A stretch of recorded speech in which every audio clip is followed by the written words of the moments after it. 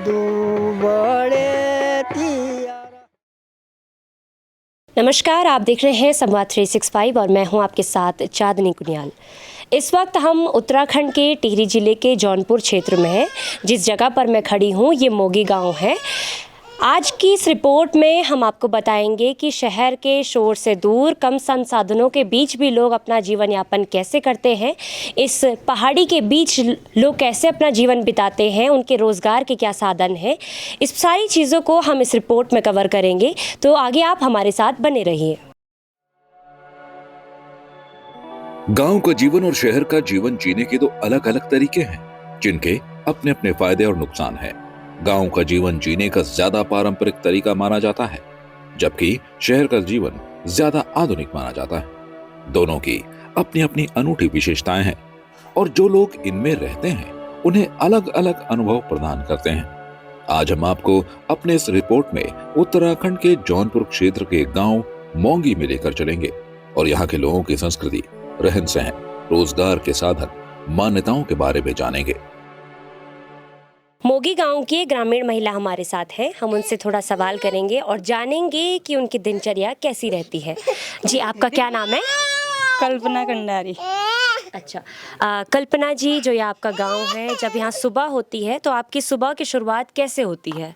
हम सुबह उठते हैं, पहले खाना खुना बनाते हैं, फिर उनके साथ साथ हम मतलब काम भी पूरा करते हैं। घास के लिए जाते हैं, खेत में जाते हैं, बस उतना ही करते हैं। फिर घर पे आते हैं, बच्चों को देखते हैं, उसको खिलाते पिलाते हैं, फिर नहलाते धुलाते हैं। बस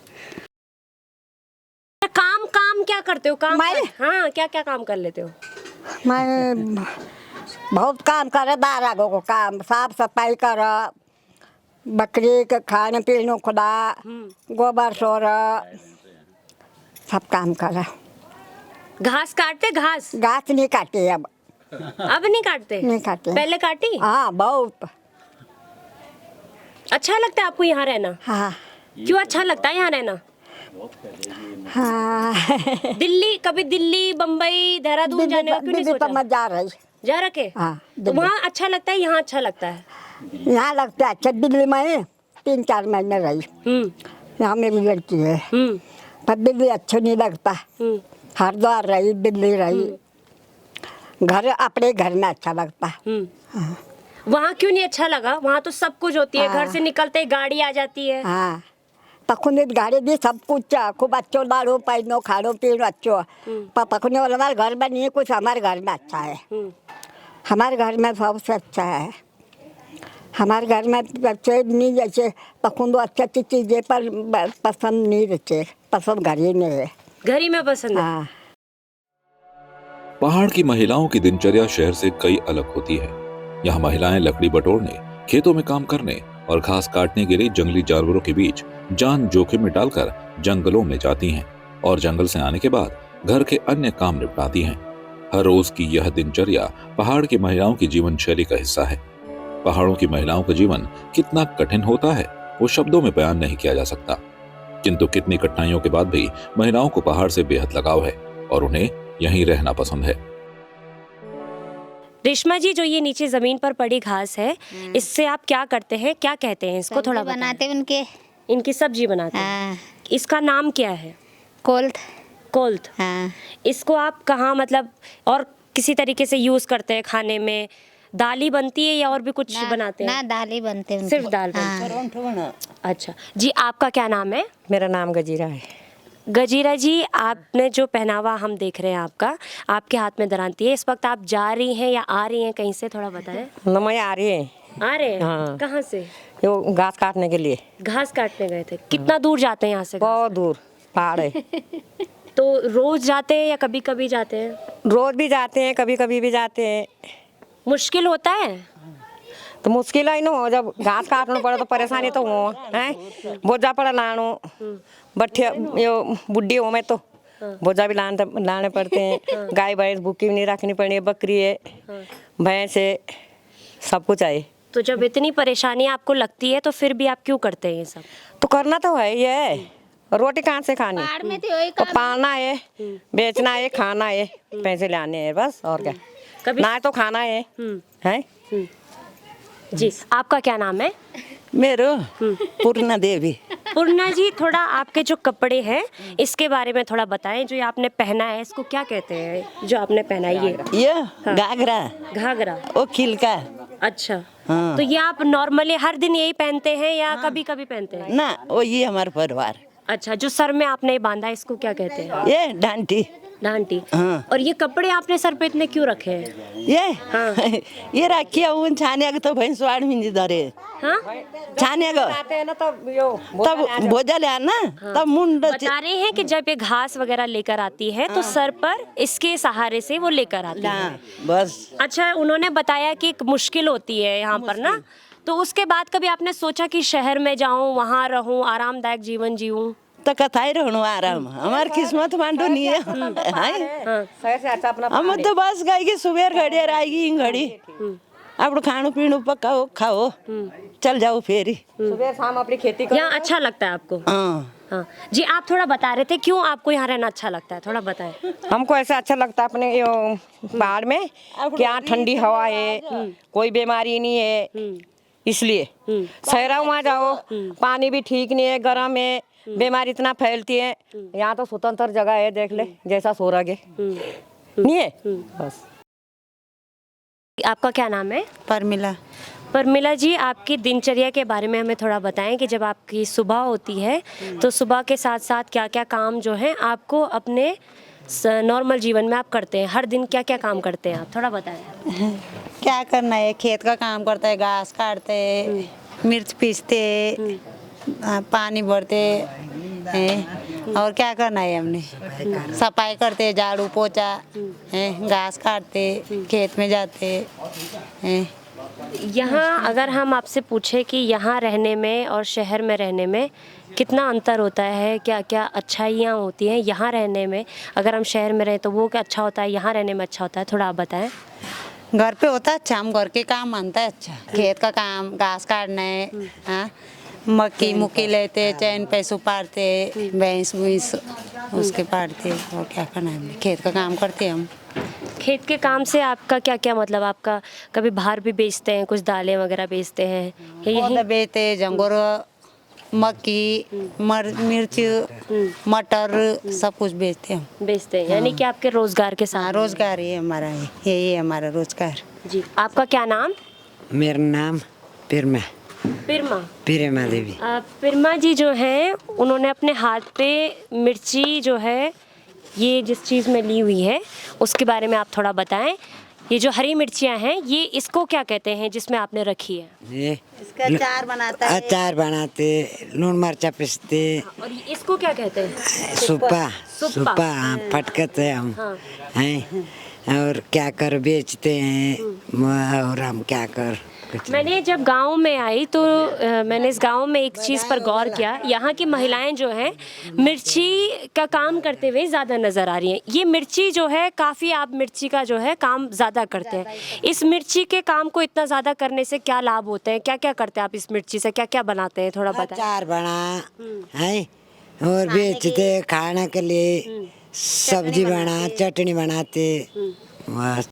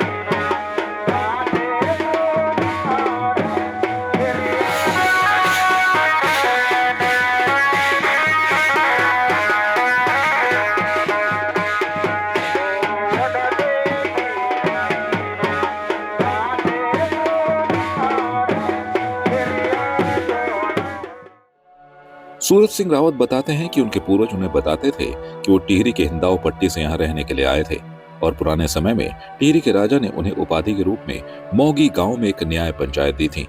जहां पर वो गांव के छोटे मोटे मामलों का समाधान किया करते थे। मोगी गांव में इस वक्त हमें सूरज सिंह रावत जी इस वक्त हमारे साथ हैं, जो हमें थोड़ा गांव के इतिहास के बारे में बताएंगे। सर, थोड़ा सा हमें आप बताएं कि आप लोग जो हैं इसी क्षेत्र में पहले से रहते थे या कहीं से आप लोग यहाँ पर पहुँचे, क्या कुछ आपका इतिहास रहा है, थोड़ा बताएं। मेरा नाम सूरज सिंह रावत है, मैं ग्राम मोगी का निवासी हूँ। और हमारे जो बुजुर्ग लोग थे वो हमें बताया करते थे कि हम चांजी हिंदों से आए हुए हैं यहाँ पर।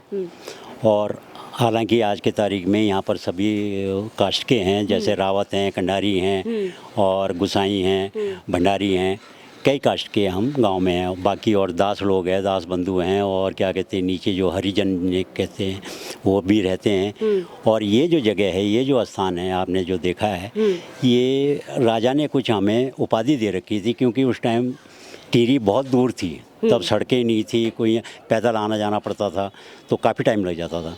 तब जो है राजा ने हमें कुछ उपाधि दी कि भाई जो तुम्हारे क्षेत्र के छोटे मोटे मामले हों वो आप यहीं निपटा लें। तो तब जो है हमने ये न्याय पंचायत बना रखा था यहाँ पर। न्याय पंचायत घर तो नीचे है, पर यहाँ जो दंड मिलता था, जो कोई गलत काम करता था या तो यहाँ न्याय होता था। तो और बाकी हम लोग जो हैं क्या कहते हैं पीढ़ी दर पीढ़ी रहते आ रहे हैं, हमें तो कुछ पता भी नहीं है कि कितनी पीढ़ियाँ बीत गई होंगी। आप जब पैदा हुए थे उस समय भी यहीं पर न्याय पंचायत होती थी? हाँ, बिल्कुल बिल्कुल। तब भी? हाँ, तब भी हमारे बाप दादा परदादा से वो यहीं था, ये जो यहाँ पर न्याय होता था। और जिसका जो दंड मिलना था वो दंड मिलता था उसको। दंड किस प्रकार का होता था? दंड इस प्रकार का होता था उसको, जैसे मान लिया जाए किसी पे कर लगाना है कि आपको जो है क्या कहते हैं आपने ये गलत काम किया है तो आपको इतना हर्जाना भरना पड़ेगा। तो वो सब राजा के पास में जाता था उस टाइम, टिहरी राजा के पास। टिहरी राजा ने ही हमको जो है वो दे रखा था, अधिकार दे रखा था कि भाई जो तुम छोटे मोटे मामले हो वो आप यहीं निपटाएं। तो राजा को आप कोई कर वगैरह कैसे किस तरीके से कर देते थे? कर तो हम क्या कहते हैं ये जो जमीन है हमारी इसका भी कर जाता था। और बाकी जो न्याय में कर स्वरूप क्या देते थे आप लोग? कर स्वरूप हम पैसा जाता था उनको, पैसा जाता था। हाँ, पैसा जाता था उस टाइम पे। तो अब कैसा रहा होगा क्या रहा उस टाइम पे चांदी के रुपये चलते थे, चांदी के रुपये चलते थे। और यही कर जो हम उगाते थे यहाँ पर वो राजा के यहाँ जमा करना पड़ता था। आपके समय में भी ये दौर चालू था? हाँ। कितने समय पहले आपने कर देना बंद कर दिया? यहाँ पर न्याय पंचायत जो आज हम देख पा रहे हैं यहाँ पर एक मकान बन रहा है। जी। तो ये कब बंद होगी ये प्रक्रिया कि आपने यहाँ न्याय पंचायत बंद कर दी, कर देना बंद कर दिया? नहीं, न्याय पंचायत तो चालू है आज भी जो, हाँ, वो बात अलग है कि क्या कहते हैं जो न्याय इधर के होते हैं वो यहीं निपटा लिए जाते हैं। किसी का बड़ा ही मामला है तो वो टिहरी जाता है, कोर्ट में जाता है। टिहरी हमारा कोर्ट है तो वहाँ जाते हैं, वहाँ निपटाते हैं। तो ये कोर्ट कचहरी तो टिहरी में चलती है। पर जो छोटे मोटे मामले हैं, आपसी झगड़े हैं या किसी का ज़मीन जायदाद का मामला है, वो अधिकतर जो है हम यहीं निपटाने की कोशिश करते हैं गाँव में ही। अच्छा, आपने जो ये झंडा यहाँ पर मैं आपको बता दूँ, ये झंडा बहुत पुराना जो है बताया कि ये झंडा जो है राजा के समय में जब न्याय पंचायत यहाँ पर लगती थी तब से आज तक लगता हुआ आ रहा है। हालांकि यहाँ पर झंडा जो है समय समय पर जी यहाँ खैर बदलता रहता है। अब जब पुराना हो जाएगा, मान लिया जाए ये लकड़ी का झंडा और जो लगा रखी है वो टूट जाए या झंडा पुराना हो जाए तो उसको चेंज करते रहते हैं अपने उससे जो है। उत्तराखंड के कणकण में देवी देवताओं का वास माना जाता है और यही कारण है कि पहाड़ के क्षेत्र में देवताओं का अलग अलग रूप में जिक्र किया जाता है। मोगी गांव के ग्रामीण बताते हैं कि दीपावली के 11 दिन बाद यहाँ दीपावली मनाई जाती है जिसमें कि पांडव नृत्य किया जाता है। मोगी गांव के बारे में थोड़ा और जानने की इच्छा है, इसीलिए एक और ग्रामीण हमारे साथ हैं। सर, क्या नाम है आपका? पूरन सिंह है। पूरन सिंह जी, आपका जो ये गांव है इसके जो इतिहास के पन्ने हैं, जैसे ये बता रहे हैं कि गांव का जो है एक मुख्य गांव की पंचायत यहाँ पर लगे या फिर गांव के जो बाढ़ त्योहार होते हैं वो यहाँ पर किए जाते हैं। यहाँ से जुड़ी कुछ पांडवों का जिक्र हो रहा है, उसके बारे में अगर आप बताएं थोड़ा हमें। हाँ जी, पांडवों क्या, जब अगर हमारी दिवाली आती ना तो हम दिवाली में यहाँ पर मनान लगाते हैं, यहीं पर इसी जगह पर और तब फिर नाच दें और फिर हम दिवालियों के साथ हम फिर बाण भी बनाते हम। बाण क्या? बाण होती रस्सी ना, रस्सी। तो उसको बनाते, उसको भी खींचते। पहले जब बनाते हम इसी आंगन में बनाते, तब फिर उसको फिर नदी में ले जाते, उसको नला धुला के लाते रस्सी को। तब फिर इसकी पूजा करते इधर। तब फिर उसको हम फिर नीचे खेतों में ले जाएंगे। तब खेतों में खींचा पकड़ी करते ना, एक तरफ पुरुष एक तरफ जेंट्स। ये रस्सी किस चीज से बनाते हैं? ये बाबाई कहते हैं हम उसको। बाबाई घास होता है, उसकी बनती है। अच्छा, कितनी लंबी रस्सी बनाते हैं? बस जितना बना सकते हैं हम, यहाँ से और वहाँ पार खेत है ना, मकान हो डाट वाला वहाँ तक, और भी लंबी बन सकती। पर अब विशेष करके अगर अब कम क्योंकि अब सब प्लेन हो गए, सब नीचे जा रहे, कोई देहरादून कोई मसूरी। अब घर कम ही कम होते, त्यारों के लिए आते कभी न तो नहीं आते। अब जैसे आप कह रहे थे कल कि भाई हमारे मतलब घर जाते, तब जाते नहीं। घर जी भट्ट के बारे में बात मिली नहीं वहाँ पर की भट्ट है। तो अब जब तो खेती बाड़ी नहीं करेंगे कोई, तो घर कहाँ से आएंगे, तो कहाँ से करेंगे, त्योहार भी कहाँ से मनाएंगे। और कभी और किसी त्योहार पे ऐसी आप अनोखी चीज? हमारे फिर दुबड़ी होती है, दुबड़ी भी हम घास की बनाते। और उसमें भी हमारा अच्छा त्यौहार होता है, बहुत पब्लिक आती है, अपने रिश्तेदार सब बुलाए जाते हैं। और तो त्यौहार होता है तो उसको नुचते हैं यहाँ पर, तब रासो लगता है।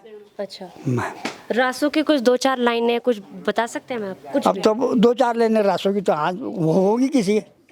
आपको कुछ गाना याद हो, कुछ रासो का कुछ एक गीत होता है, पहाड़ी गीत है, जब गाते हैं तो उसको रासो बोलते हैं। उसके 2-4 राग अगर आपको कुछ याद हो तो ऐसा जैसा कि दुबड़ी का गीत हो तो उसको दुबड़ी में उसी को भी लगाते हैं। थोड़ा गाएं अगर आप। हाँ तो गाएंगे।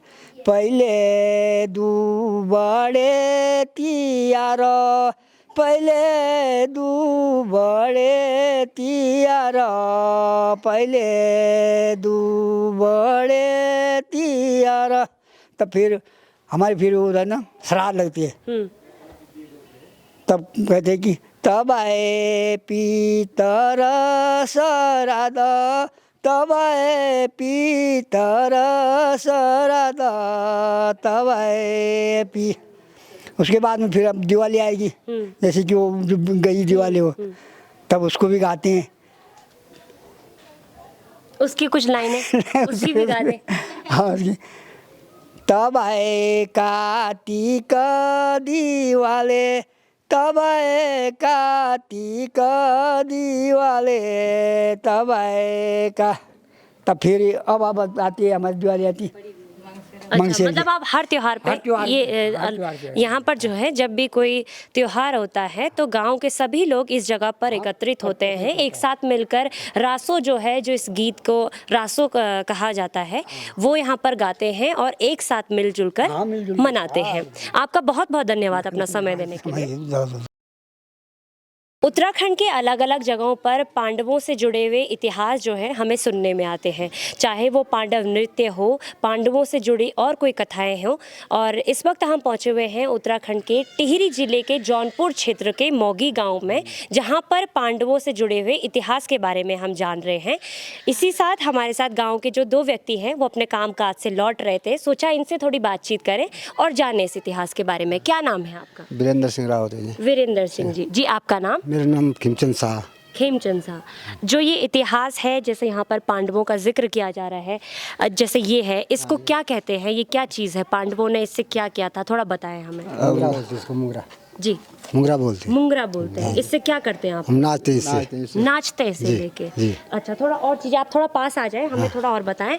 यहाँ पर काफ़ी सारी चीज़ें जैसे ये होता है ना। हाँ, धनुष, ये धनुष बाण होता है। धनुष बाण जी, इससे आप खेलते हैं? खेलते हैं। हाँ। चक्र भी खेलते हैं इससे जी। तो ये कब खेलते हैं? साल में कब होता है? दिवाली में खेलते हैं। दिवाली, अभी दिवाली गई थी तब खेला था? दूसरी दिवाली आ रही है। अब हमारी अब की दिवाली, जो पहली दिवाली थी इससे उसमें भी खेला हमने। अब दूसरी दिवाली क्या, जो मतलब महीनों क्या, इगास जब आता है 11 दिन बाद। जो 11 दिन बाद, जो पहाड़ों की दीपावली जो है कुछ देर से आती है, 11 दिन बाद आती है, जिसे इगास कहते हैं। और वही पहाड़ों की हम कहेंगे असली दिवाली होती है। और उस पर जो है यहाँ पर बहुत भव्य आयोजन किया जाता है, जिसमें आप लोग इससे खेलते हैं। जी हाँ। अच्छा, जो इतिहास है, इतिहास के बारे में थोड़ा बताएं। पांडव यहाँ आए थे, या प्रथा जो है यहाँ पर जैसे विवाह की प्रथा भी है, ये कैसे चली आ रही है? क्या इतिहास रहा है? थोड़ा बताएं। इतिहास के बारे में मालूम नहीं क्या। तो बता क्या से है कि अब यहाँ खेलने का है, अब जैसे इधर उधर से ये आता है तो सब खेलते हैं, यहाँ नाचते हैं, और मेहमान भी आते हैं हमारे, खेलते हैं। उसके बाद अब त्यौहार मना रखा है, मैंने कि पंडों को त्यौहार है, बस बड़ी दिवाली में खेलते हैं। तो जब ये खेलते हैं इसके अलग पहनावे भी होते हैं? हाँ, पहनते हैं, कपड़े पहनते हैं, अलग कपड़े पहनते हैं, सफ़ेद कपड़े पहनते हैं, 2 बटा पहनते हैं सिर पे, फिर इसको हाथ में निकालते हैं, धनुष बाण को निकालते हैं, फिर खेलते हैं उसको। फिर वहाँ वो लाते हैं, जैसे वो कद्दू होते हैं, उसको काटते हैं, जब वहाँ नदी से नहा के आते हैं उसको काटते हैं, फिर तब नाचते हैं। फिर तब कितने दिन का आयोजन होता है ये होता है जी, 3-4 दिन का होता है। 3-4 दिन? 3-4 दिन का होता है। कुछ पुराने गीत जो हैं पांडवों से जुड़े हुए, अगर आप थोड़ा बात गा पाए? लगा देंगे। गाए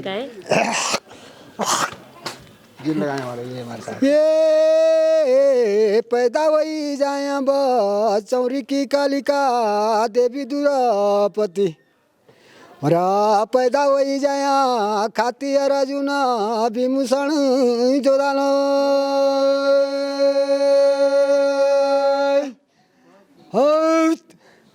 ये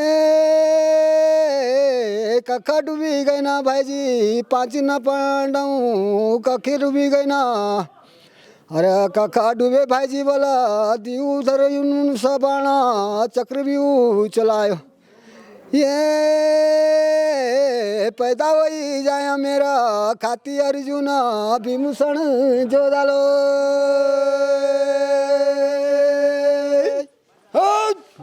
अच्छा, जो आपने गाया इसको थोड़ा हिंदी में ट्रांसलेट करके बता सकते, क्या मतलब था इसका? हिंदी में बताया, क्या गाया आपने? पंडों मांगल बोलते हैं हम इसको। मांगल। हिंदी में इसका अनुवाद कर दे थोड़ा सा, जो आपने गाया, क्या बोल रहे थे आप? इसको मांगल ही बोलते हैं। नहीं, पंडों का जो आपने गीत गाया ना, उस गीत का मतलब बता दें, गीत का क्या मतलब था? अच्छा, लय क्या थी उसकी, शब्द क्या थे वो? मतलब समझ नहीं, मतलब जैसे हिंदी में बोलना कि आपकी जो भाषा है वो। अच्छा, पंडों जैसे नाचते हैं ना यहाँ, तो वो द्रौपदी भी होती है और काली भी होती है, और ये भीम भी होता है, भबरकी भी होता है। जितने 12 भाई पांडव थे उतना सबका नाम होता है। उन सब के नाम जो है, सब नाम जुड़े हैं, सब नाचते हैं, सब नाचते हैं। अलग अलग आता है उन पे वो ना, कोई विभीषण होता है, कोई ये होता है, कोई द्रौपदी, कोई काली होती है, तो सब लोग इकट्ठे नाचते हैं वो। यानी कि देवी देवता जो हैं अवतरित होते हैं। पूरे जितने भी है, ठीक है, पूरे नाचते हैं। जी, आपका बहुत बहुत धन्यवाद। धन्यवाद। जी, जो पुरानी प्रथाएं हैं उसी प्रथाओं में से एक प्रथा जो है उत्तराखंड में प्रचलित है, पांडवों से जुड़ी प्रथा। और इसी प्रकार से इस गांव में भी पांडवों के रास जो हैं, गीत जो हैं वो गाए जाते हैं। और इसी तरीके से पांडव जो हैं देवी देवता लोगों पर अवतरित होते हैं। बड़ा त्यौहार जो है मनाया जाता है, दीपावली पर्व 11 दिन बाद जो आती है पहाड़ों में गास, उसके दिन जो है यहाँ पर 3-4 दिन का भव्य आयोजन किया जाता है। गांव से जुड़ी हुई जो परंपराएं होती हैं, जो वहाँ के लोग होते हैं, उनकी जो मान्यताएं होती हैं, उन्हीं में से एक जो है मंदिर जो है गांव में, हर गांव के बीच में एक मंदिर होता है, जो हर गांव के व्यक्ति का एक सामूहिक मंदिर होता है, जहां पर गांव के सारे कामकाज आयोजित किए जाते हैं। यहाँ पर आप देख पा रहे हैं नागराज का जो है यहाँ पर मंदिर है, कितना पुराना है, क्या मान्यताएं हैं इसकी, यह हमें ग्रामीण व्यक्ति बताएंगे। हम पुजारी हैं। आप पुजारी हैं? हाँ जी। आपका क्या नाम? मेरा नाम तो खजान सिंह रावत है। खजान सिंह रावत जी। आप इस थोड़ा मंदिर के बारे में बताएं, कितने साल पहले बना था ये? यहाँ पर नागराज जी का ही मंदिर क्यों बनाया? देखिए मैडम, ये काल महाकालों से यहाँ पर स्थापित है। ये नागराज जो मंदिर है, ये हमारे जो दादाजी थे वो सेम मुखेम गए थे पैदल यहाँ से। सेम मुखेम में इसका मुख्य जो स्थान है वो सेम मुखेम है। कितनी दूरी पे? ये तो करीब होगा तो 200 किलोमीटर से कम नहीं होगा ऊपर। तो तब हमारे दादाजी वहाँ पैदल गए थे बिना जूते पहने हुए। अच्छा। पैदल। आज तो लोग गाड़ियों में भी थक जाते हैं जाते जाते, वो लोग पैदल गए थे। तो जब वहाँ पे गए थे उन्होंने एक जोत जगा के लाई, और ये अपना आंगन है, अपना भी नहीं, नागराजा का ये सारा ईश्वर का ये, पर हम मानते हैं कुछ क्षणों के लिए कि हमारा ये मकान ही, ये आंगन है। तो दादाजी ने यहाँ से थोड़ा सा उनकी पूजा करना शुरू कर दिया था यहाँ पे। वहाँ से एक दीपक जला कर? हाँ, दीपक जला के, जोत बोलते हैं उसको। उसको जला के लाया था यहाँ पे। और वो जब यहाँ पे आए तो उन्होंने 4 लकड़ी के खम्भे छोटे छोटे और ऊपर से टीन रख के उनके अंदर थोड़ा सा एक पत्थर रख के नागराजा मान के और उनकी पूजा करते थे वो। तो उनके गुजरने के बाद फिर हमारे पिताजी रहे यहाँ के पुजारी। फिर पिताजी भी गुजरे, फिर उनके बाद हमारे बड़े भाई रहते थे यहाँ पे पुजारी। अब बड़े भाई भी थोड़ा पेड़ में गिर करके वो भी गुजर गए, तो उसके बाद हम करते हैं इनकी पूजा। तो ये नागराज की मान्यता तो मैम ऐसी है कि जब देवताओं की बहस हुई होगी कभी ना, तो उस समय सब देवताओं के बीच में जब बहस हुई तो उन्होंने बोला कि भाई उत्तराखंड की जो धरती है वो पावन धरती है, देव भूमि है वो। उसमें अब आपस में जब बहस हुई तो एक देवता बोला कि मैं रहूँगा उत्तराखंड में, दूसरे ने बोला कि मैं रहूँगा। अब बहस हुई उनकी, तो फिर उसमें जो निर्णय निकला वो ये बोला कि जब उत्तराखंड की धरती पावन धरती है तो इसमें पैर नहीं रखने। अब पैर नहीं रखने तो फिर सब लोग हट गए कि बिना पैर से तो कैसे जाएंगे। तो नागराज ने अपना रूप बदल के सांप के रूप में वो पेड़ से चल के आए इस धरती पे, उत्तराखंड की धरती में। तो तब से नागराज का यहाँ पे राज था और नागराज की हम सारी जनता है। अच्छा, कभी ऐसी कोई चीज़ हुई हो गांव में, कोई घटनाएं हुई हो जब आपको ऐसा आभास हुआ हो कि भगवान जो है, नागराज जो है, उन्होंने आपकी सहायता की है? ऐसा कभी कुछ आभास हुआ आपको हुआ? जी जी जी। कब, थोड़ा बताइए। हमारे भाई साहब जब यहाँ पे एक जब रिश्ता होता है ना, तो हमारा एक समझारा होता है, समझारा मानते हैं हम उसको। तो यहाँ पे ये गिरीश एक लड़का यहाँ पे, तो हाँ मतलब कहीं पे लड़की की मंगनी करी, बहू की मंगनी करी। तो उस दिन यहाँ पे दावत थी। और उसमें किसी खटिक ने सड़ा हुआ बकरे की मीट दे दी यहाँ पे। अच्छा। हाँ, तो जब लोगों ने खाए तो उसमें कुछ लोगों को कॉलरा हो गया था। अच्छा। कॉलरा, तो कॉलरा हुआ तो यहाँ से हमने उनको एडमिट करा था 5-7 लोगों को, नैनबाग बंगाली हॉस्पिटल है वहाँ पे। तो जब वहाँ पे एडमिट करा तो अब न जाने वो बंगाली डॉक्टर कुछ लूज थे, जानकारी नहीं थी, या कुछ इस नागराज की कोई कृपा होगी, तो वहाँ उनको आराम नहीं हुआ। तो मेरे को जब यहाँ पे सूचना दी कि आपके भाई साहब सीरियसली है, तो मैंने यहाँ पे गुनाहगार रख के और ये उच्चारण निकाल दिया कि मेरे भाई साहब ठीक होने चाहिए। मैं नागराज की जो भी हमने गलती करी होगी उसको हम क्षमा चाहते हैं और आपका जो भी दंड होगा तो हम देने के लिए तैयार है। तो यहाँ से फिर हरपटपुर ले जाने की कोई आशा नहीं थी। तो पहुँचे, जैसे ही पहुँचे तो वहाँ पे वो एकदम ठीक हो गए और कई सालों तक वो जीवित रहे। तो हम क्यों नहीं मानेंगे नागराज को? फिर हमारे भाई ठीक रहे बहुत सालों तक। अभी तो गुजरे हो, थोड़ा पेट टूट गया था, नहीं तो बिल्कुल 5-10 साल तक जीते रहे वो फिर उसके बाद। हाँ, उसके बाद। यानी कि उत्तराखंड की जो देवीय शक्ति है, जिसको कहते हैं कि यहाँ देवी देवता का वास होता है, उसमें कितनी सच्चाई है आप ग्रामीणों के मुंह से आप सुन लें। जब कहते हैं कि जब कोई चीज़, कोई मशीन जो है काम नहीं करती, तो उस स्थिति में यहाँ लोग जो हैं भगवान को याद करते हैं और वो उनकी मदद करते हैं।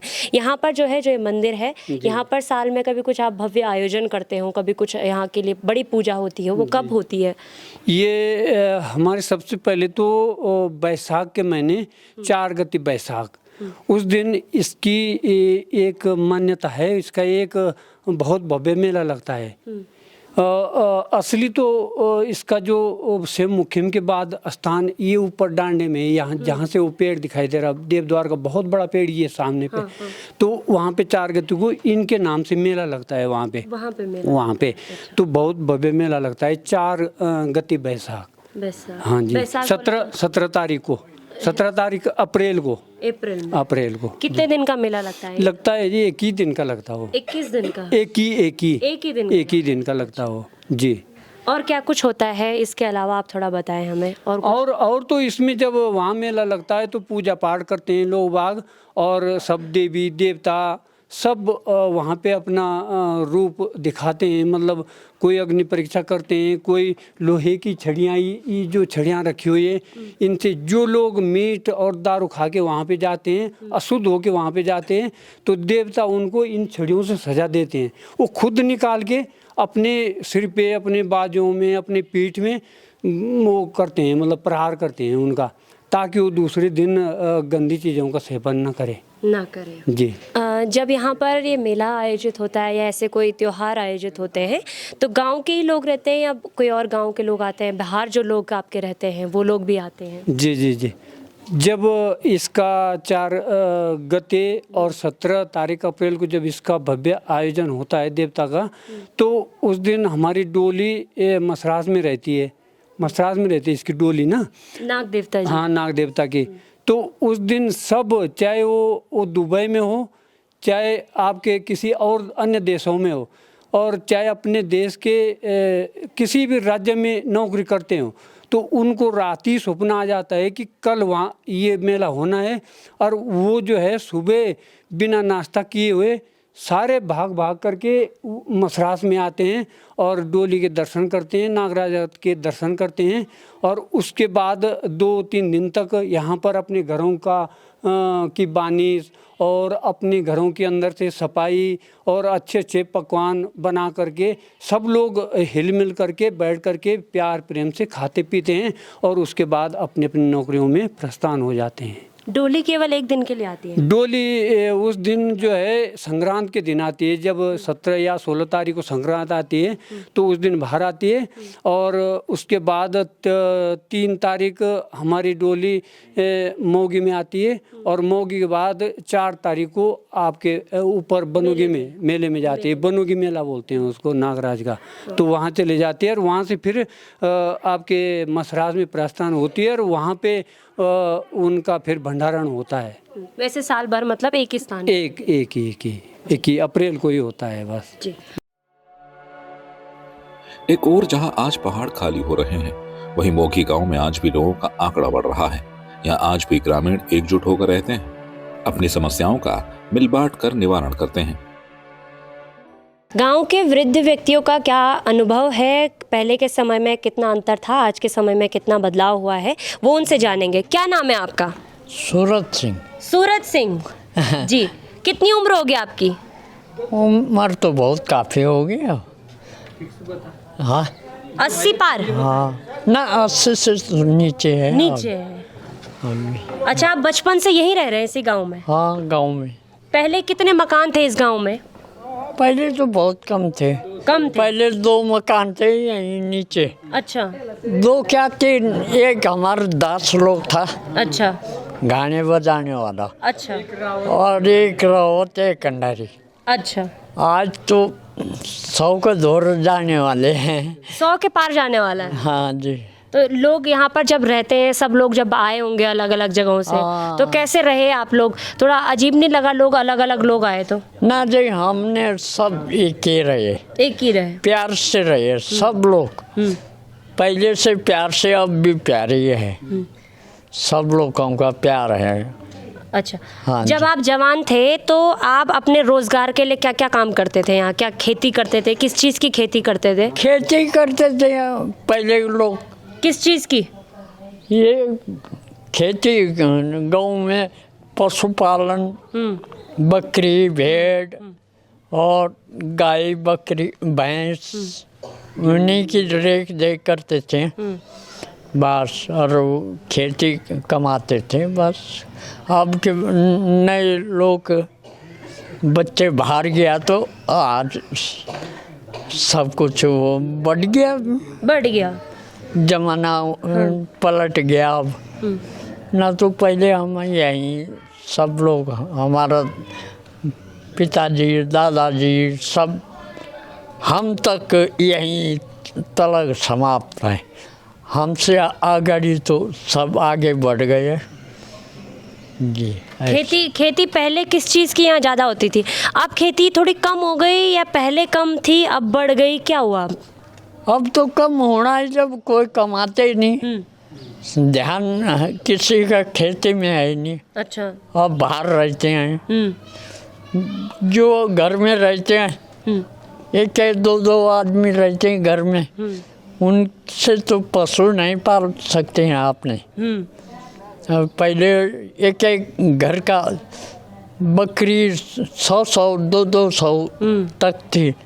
आज 2-4 बकरियां हैं, किसी की 2 भैंस है, किसी की ये भैंस भी नहीं है अब। पहले भैंसे 7-7, 8-8 भैंसे रहती थी। अच्छा, गांव के आपके जो बच्चे हैं वो बोल रहे हैं कि आज हमें बाहर जाना जरूरी है। हाँ जी, जरूरी है। जरूरी है। आप पहले कभी बाहर नहीं गए, बाहर तो नहीं है। अब क्यों आपको लगता है कि इन बच्चों का बाहर जाना जरूरी है? बच्चों को जाते भी है, कमाते भी हैं, अच्छा है उनका। गांव में क्यों नहीं कमा सकते, खेती नहीं कर सकते, मतलब बाहर क्यों जाना है? आपको क्यों लगता है कि आपके बच्चे को बाहर जाना चाहिए? आज शिक्षित हो गया, पहले शिक्षित नहीं थे। पहले शिक्षित नहीं थे, अब शिक्षित हो गए बच्चे ना। अब बच्चे बाहर जाने की कोशिश करते हैं, कमाते हैं बेचारे। अच्छा है वो। अच्छा। हाँ, गांव में रहना ठीक नहीं है? गांव में रहना है। आजकल आते तो पहले गाँव में आते हैं, जब से आजकल तो हमारे सब लोग घर ही आए। हमारा थोड़ा सा नीचे टूर्नामेंट है, तो आजकल सब लोग घर में आ गए, बच्चे सब प्यार से। ऐसा नहीं कि हम नाराजी से हैं, बच्चे प्यार से रहते। मोगी गांव के युवा बताते हैं कि उनके गांव में शिक्षा की कमी है। गांव में अंग्रेजी स्कूल न होने के कारण बच्चों को बेहद परेशानियां होती हैं। मोगी गांव के जो युवा हैं वो क्या सोचते हैं, उनके गांव में रोजगार के क्या क्या साधन हैं, ये हम उनसे जानेंगे। क्या नाम है आपका? मेरा नाम रंजीत रावत है, और सबसे पहले तो आपका स्वागत है हमारे गांव में। रंजीत जी, आपके गांव में अगर हम थोड़ा स्कूल के बारे में जान सके, स्कूल जो है कहाँ तक की पढ़ाई यहाँ पर बच्चों के लिए उपलब्ध है, कितने स्कूल है, थोड़ा बताएं। देखिए, यहाँ पर एजुकेशन की तो बहुत ज़्यादा कमी है। वैसे 8वीं तक है, यहाँ पर 8th क्लास तक एजुकेशन है, लेकिन उस लेवल की नहीं है जिस लेवल पे आज होनी चाहिए थी, उस लेवल की नहीं है। और हिंदी मीडियम में आपको पता ही है कि फिर इंग्लिश में जब बच्चा बाहर जाता है तो उसमें बहुत मात खा जाता है। इस वजह से वो बहुत पीछे हो जाता है बाहर के बच्चों से एजुकेशन के मामले में। तो रोज़गार पाने के लिए आपको पता ही है स्किल और एजुकेशन होनी चाहिए, वो बहुत कम है यहाँ पर। 8वीं से आगे का स्कूल कितनी दूरी पे? 8वीं से आगे का स्कूल यहाँ से होगा 2.5-3 किलोमीटर की दूरी पे गोराखुड़ी में इंटर कॉलेज, तो वो है। वो भी अभी इंग्लिश मीडियम हो रहा है, लेकिन अभी एकदम से बच्चे भी पढ़ नहीं पाएंगे इंग्लिश, तो वो चीज़ हो रही है। धीरे धीरे डेवलपमेंट हो रहा है। वैसे यहाँ पर लोगों के जो आजीविका के साधन है, रोज़गार के साधन है, कैसे आपके माता पिता आपका जो है भरण पोषण करते हैं, अपना जीवन यापन करते हैं, क्या क्या रोज़गार के साधन है? देखिए, यहाँ पे तो सबसे पहले स्वरोजगार है, कोई किसी पे डिपेंड नहीं है, सब अपना काम करते हैं। खेती बाड़ी वैसे अच्छी होती नहीं है, उखड़ भूमि है। उखड़ भूमि हम बोलते हैं गाँव में, जहाँ पे सिंचाई नहीं हो पाती है। यहाँ पे 4-5 टाइप की भूमि होती है, खेती होती है। एक तो जहाँ पर प्रॉपर सिंचाई होती है, उसे तालाब बोलते हैं। उसके बाद होती है आपकी जिस पे थोड़ा कम सिंचाई होती है, उसके बाद थोड़ा बिल्कुल कम, उसके बाद होता है बिल्कुल जंगल वाली भूमि। तो 4 टाइप की या 5 टाइप की भूमि होती है यहाँ पे जिस पे खेती हो पाती है। तो जो फसल जिस पे सूट करती है जिस भूमि पे, तो उसको बोया जाता है, लेकिन उतनी अच्छी फसल हो नहीं पाती है। लेकिन फिर भी किसी दूसरे पे डिपेंड नहीं रहते हैं। लेकिन यहाँ पर जो गवर्नमेंट जॉब का भी अच्छा साधन था वो फौज था। आर्मी में यहाँ के युवा बहुत ज़्यादा जाते थे। मैं खुद 6 बार मेडिकल आउट हो चुका हूँ आर्मी में। अच्छा। इसलिए यहाँ पे हर कोई युवा ऐसा नहीं होगा जिसने आर्मी की भर्ती नहीं मारी होगी, लेकिन वो सरकार की स्कीम है अग्निवीर, उसके वजह से अब सबने बंद कर दिया है जाना फौज में भी। उस वजह से बहुत दिक्कत हो रही है मतलब नए युवाओं को, क्योंकि अभी इतना अच्छा गांव की पढ़ाई है नहीं कि हम उतना कुछ कर पाएंगे, लेकिन फिर भी कर रहे हैं और काफ़ी अच्छे पदों पे जा रहे हैं इस टाइम पे, क्योंकि अभी संघर्ष ज़्यादा करना पड़ रहा है तो कर भी रहे हैं, वो चीज़ हो रही है। अच्छा, आपको क्या लगता है कि जब कोई युवा बड़ा हो, पढ़ लिख ले, उसके बाद उसे अपने जीवन में जो है अपने गांव में ही रहना चाहिए या बाहर जाना चाहिए? बाहर जाना चाहिए तो फिर कैसे अपने गांव से वो जुड़ा रहता है? क्या कुछ सोचते हैं आप इस पर? पलायन जो बड़ा मुद्दा है उत्तराखंड का, उसके विषय पर भी देखिए, अगर हम ये बोलेंगे आज के टाइम पे किसी भी युवा को कि आपको घर अच्छा लगता है या बाहर अच्छा लगता है, तो ये बेवकूफ़ी होगा कहना कि हमको घर अच्छा लगता है। वो इसलिए क्योंकि यहाँ पे कुछ भी किसी चीज़ का साधन नहीं है। वो इसलिए क्योंकि आज सबको रिसोर्सेज चाहिए किसी ना किसी चीज़ के लिए। आप सोशल मीडिया से जुड़े होंगे तो यहाँ पे तो अब नेटवर्क आ रहे हैं। जब यहाँ नेटवर्क नहीं थे तो कौन घर रहना चाहेगा? कोई घर नहीं रहना चाहेगा। अभी मैं ये भी बोल सकता हूँ कि हम घर रहना चाहते हैं, लेकिन वो फिर बेवकूफ़ी वाली बात होगी, क्योंकि जब यहाँ कोई एजुकेशन का भी साधन नहीं है, फिर सोशल मीडिया से जुड़ना भी बहुत इंपॉर्टेंट है इस टाइम पे, क्योंकि आपको अगर बाहर की जानकारी नहीं मिलेगी तो फिर आप गांव में रह के भी कुछ उखाड़ नहीं पाओगे, मतलब कुछ कर नहीं पाओगे, वो चीज़ ज़रूरी है। युवा के तौर पे क्या कुछ चाहते हैं सरकार यहाँ पर आपके गांव में कुछ विकास करे, क्या करे, क्या कुछ करे? देखिए, सरकार से सबसे पहले तो गांव, जितने भी गांव हैं वहाँ पे बिजली को पहले तो फ्री कर देना चाहिए गाँवों में, क्योंकि यहाँ पे रोज़गार के उतने साधन हैं नहीं कि यहाँ पे बिजली, और फिर पानी हमारा ही समझ लो आप, क्योंकि हमने इसकी रक्षा करी है। हम रक्षा करने का मतलब ये है कि हमने पेड़ पौधे लगाए, यहाँ पे जंगल उगाए हैं, उस वजह से पानी आ रहा है। तो अगर यहाँ पे जंगल की कटाई होगी, पानी बंद हो जाएगा। आग तो लगती है हर साल, वो इसलिए लगती है कि घास काटने के लिए आज के टाइम पे कोई अवेलेबल नहीं है कि इतना घास काट सके, तो नया घास भी ज़रूरी है अगले साल के लिए, तो इसलिए यहाँ पे घास काटा तो जाता नहीं है प्रॉपर, इसलिए पूरा जला दिया जाता है। तो वो बहुत बेकार चीज़ है, जिससे पानी भी सूख रहा है अभी। तो पानी सूखना आगे के लिए बहुत बड़ा खतरा है, ये बहुत ज़्यादा बड़ा खतरा है। गांव के लोग अपना जीवन यापन कैसे करते हैं, उनके रोज़गार के क्या क्या साधन होते हैं, उसी में से एक जो है यहाँ जो मोगी गांव है उसमें मिर्ची जो है ख़ास तौर पर देखी जा रही है। लोग अक्सर इस मिर्ची का कुछ ना कुछ उपयोग करते हुए, इससे कुछ ना कुछ चीज़ बनाते हुए नज़र आ रहे हैं। और उसी के साथ गाँव की एक लड़की बालिका जो है हमारे साथ हैं, उनसे थोड़ा बात करेंगे। क्या नाम है आपका? सानिया नाम। सानिया जी, थोड़ा इसके बारे में बताएं। जो मिर्ची आप कूट रही हैं, इसमें लाल और हरी मिर्ची है, किस चीज़ पे कूट रही हैं, इसको क्या कहते हैं, जिसमें कूट रही हैं उसको क्या कहते हैं? इसको ओखल कहते हैं और इसे गिंजाड़ी कहते हैं। किस चीज़ का बना हुआ होता है? लकड़ी का। इससे आप ये जो मिर्ची कूट रही हैं, इससे क्या करते हैं आप? कूटने के बाद इसका कैसे इस्तेमाल होता है? कूटने के बाद इसे डिब्बे में रखते हैं, फिर महीनों तक चलती है, फिर इसको पीसते भी हैं जैसे चाहिए, फिर इसको यूज करते हैं। साल में कितने बार उगाते हैं मिर्ची ऐसे आप? एक ही बार। इस टाइम पे फसल आती है मिर्च की। इस मिर्ची को आप बाहर भी बेचते हैं कहीं?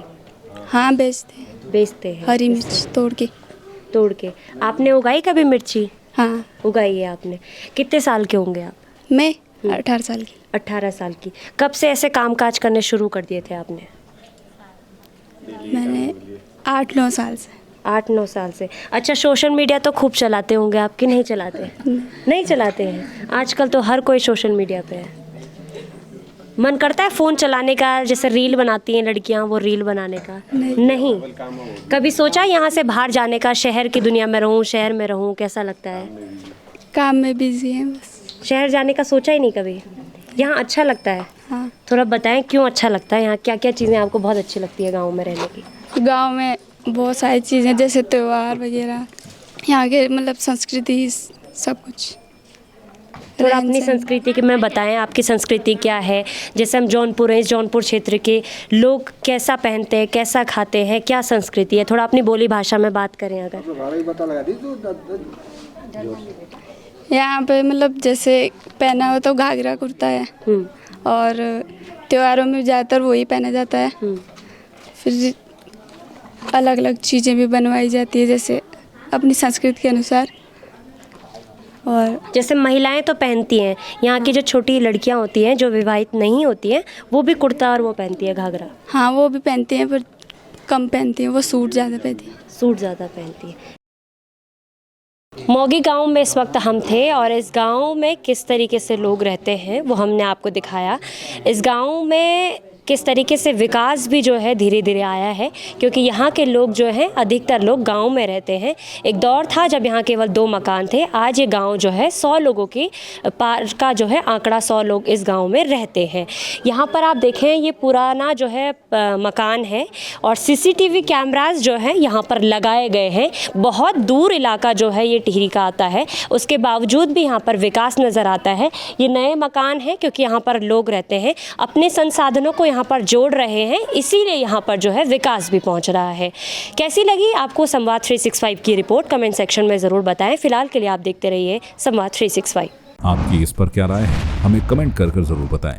इसके साथ ही आप हमारे YouTube चैनल को सब्सक्राइब कीजिए। आप हमें Facebook, Instagram, Twitter पर फॉलो भी कर सकते हैं, और संवाद 365 के साथ एक क्लिक में जुड़ने के लिए डाउनलोड कीजिए संवाद 365 ऐप।